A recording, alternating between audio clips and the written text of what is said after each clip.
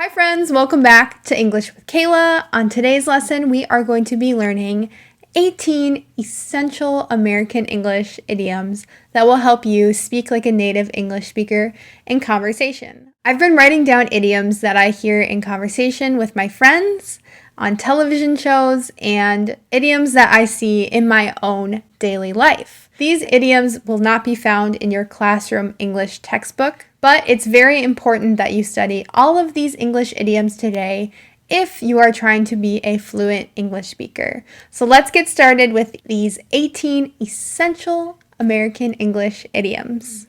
So sometimes when we're growing up as children, we want to be just like our mothers, or we want to be just like our fathers, and maybe we even want to have the same career or job that our mothers and fathers have. If we want to do this, we can say we want to follow in their footsteps. If your mother is a doctor and you grow up wanting to be a doctor as well, you can say, I am trying to follow in my mother's footsteps. I'm trying to be a doctor just like her. You can also follow in another person's footsteps that's not necessarily your family member. If you just want to take someone else's example, like a friend or some sort of other leader that you respect, you can say, I want to follow in their footsteps. I've been asked about this English phrase a few different times, and I wanted to teach it in this lesson because I heard it recently in my own life as well. So when you have children, they hit different milestones.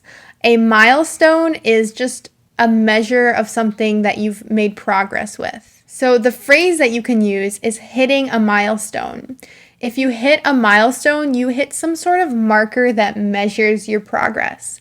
With children, when they're babies, we have different milestones that show they are developing correctly and they're learning correctly. For instance, walking for children is a huge milestone, as well as crawling and sitting up. These are all small milestones that help you understand if your child is developing correctly. You can set your own milestones. They're sort of like goals, but often milestones are different measures that other people have set up to show that you've made progress as well. Sometimes if we want to say that someone has done something that we disapprove of, we can say that it is frowned upon. I frown upon that. It just means they get your disapproval. It doesn't mean that they're actually breaking a rule if they do something that's frowned upon. So we use this phrase when we want to say that someone's doing something that a lot of different people disapprove of. For instance, some people have dogs that bark really loudly. And this isn't necessarily against the law. It's not illegal. It might not be even breaking a rule, especially if it's in their own house, on their own property. But their neighbors may frown upon this. This means that you might get judgmental looks. Your neighbors might not like you if your dog barks really loud. It's just a very frowned upon behavior. Mutual respect. If you have mutual respect for someone, it means that you respect them as well as they respect you. This phrase, mutual respect, is very popular to use if you meet a person that you like a lot and they like you as well. You can say that we have mutual respect. This word mutual means that two people are the same. So if someone says to you, I had a great day today, I really like hanging out with you, you can say, that's mutual, I like it too. That means I feel the same. It's a mutual feeling. This phrase, mutual respect, means that we both have respect for one another. Having a sense of safety where you live is very important.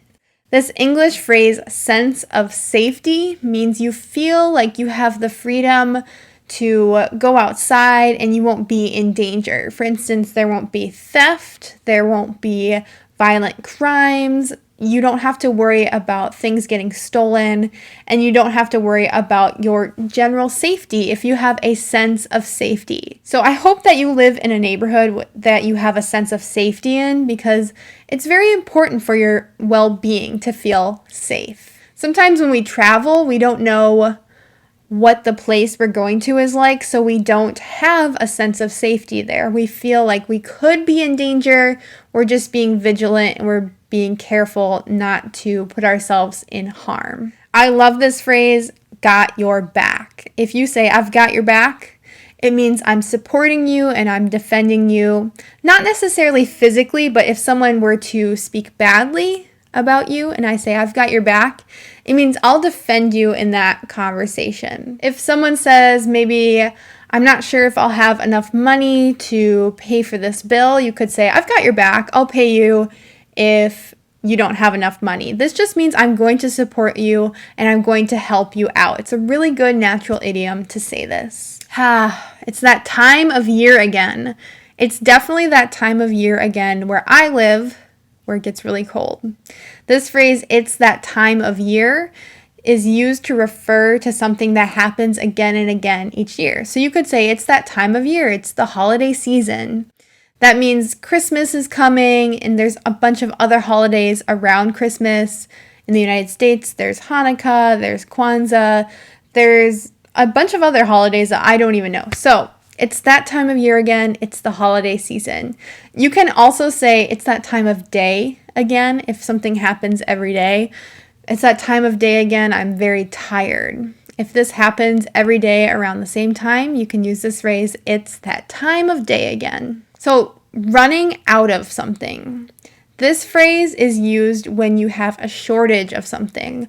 A big story in the news right now is all the shortages that the United States is facing in their stores of certain items because of a lot of different reasons. But if you're running out of something, it means you don't have enough of it. You're going to have to go buy more. You can also say, I'm running out of time. Of course, you can't buy time, but it just means that you don't have enough time to finish whatever you're trying to finish. Have you ever been in the wrong? This phrase means that you are responsible for something that has happened that is bad, or if you're having an argument or a discussion with someone and you realize that they are right, they have a better point of view, you can say, I'm sorry that I was in the wrong. For instance, if you blame someone for something breaking and it turns out it wasn't their fault, you could say, I'm sorry that I blamed you. I was in the wrong. I had no idea that you didn't actually break this. You were innocent. So if you want to say that you made an assumption that was wrong or you were arguing something that was wrong and not correct, you can say, I'm in the wrong, as if the wrong was a place. A really natural word that you can use in writing or in speaking to say that you want to bring attention to something is to say that you want to spotlight it. So a spotlight is something that's used typically on a stage to shine a light on a person. So your eyes would have attention to that person. You would be looking at them. And if you want to just metaphorically spotlight something, it means you're going to bring attention to it. So I can picture this phrase being used in a meeting. If you say, I want to spotlight all the good work that everyone has been doing lately, especially Kim, whoever Kim is. You can say, it's a trip. Okay, this is a really good phrase to use if something really crazy has happened, or you want to describe something that you've done and just say, wow, it's a trip. I would say that having kids, it's a trip because you just feel like it's the craziest time. You created these humans. They do the funniest things. It's a trip. This phrase can also be used if something was really funny. You could say it was a trip. When you play a game with someone and they lose and they don't complain about it, they're just like, good game. It was fun. You can call them a good sport. This is kind of short for good sportsmanship. Sportsmanship is used to describe the quality of being kind while being competitive in English. A bad sport would do something like if you were playing tennis with them, they would throw their racket, they might spit on the court, they won't shake your hand. That's a bad sport. But if you call someone a good sport, it means they say good game, they shake your hand, they're happy, they're very kind.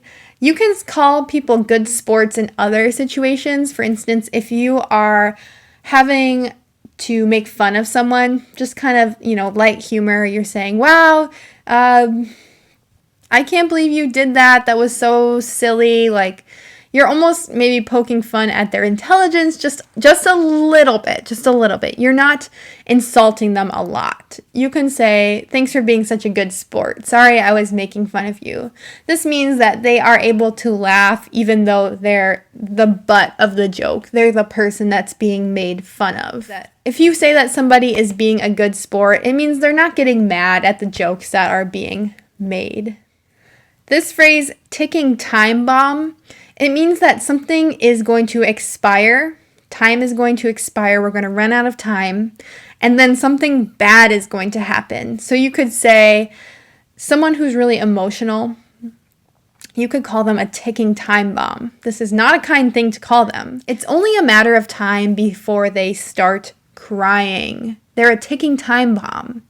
Something bad is going to happen eventually, if you're saying that something or someone is a ticking time bomb. You have a car that you know is going to break probably very soon in the future. You could say, my car is just a ticking time bomb. It's going to break down any day. This phrase is used to describe when something bad is going to happen very soon. It's just a matter of time. You know it's going to happen if it's a ticking time bomb. Of course, a literal ticking time bomb, it's going to explode and you can hear it ticking, so you know it's going to happen. A good phrase to use when you just have no idea what to do, you're super confused, you don't know what the right thing is to do, you can say, I'm at a loss. If you just can't think of the words to say or you can't think of the right action to do, just say, I'm at a loss. If something really bad happens, for instance, if you hear of someone dying or getting very sick, you could say, I'm at a loss for words, I'm so sorry.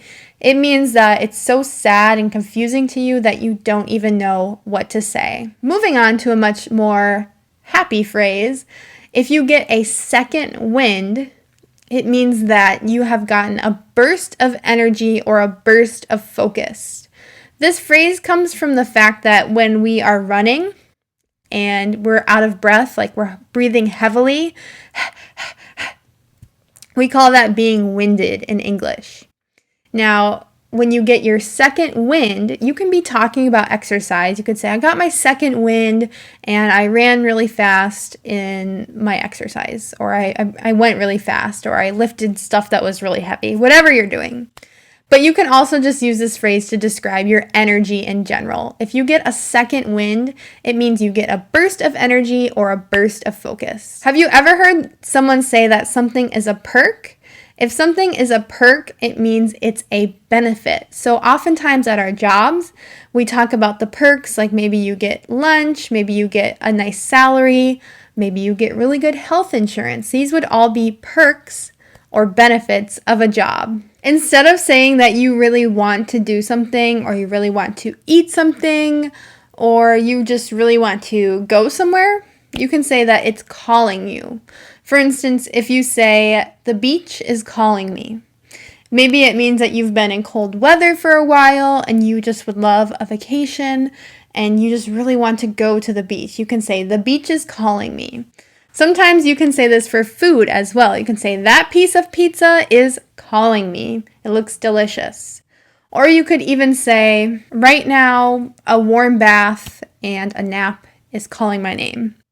This just means that you want to do those things and they sound really good to you in the moment. So you can say it's calling you or it's calling your name. If someone puts in a good word for you, it means that they have recommended you and they've actually said that you do a good job or you're a good person or whatever it is. Oftentimes, if you are applying for a job, you can say to someone that works already at that job, could you put a good word in for me? This means, could you recommend me to the boss or whoever's doing the hiring?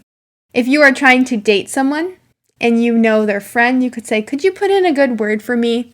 That means, could you tell the person, they should date me because I'm a good person?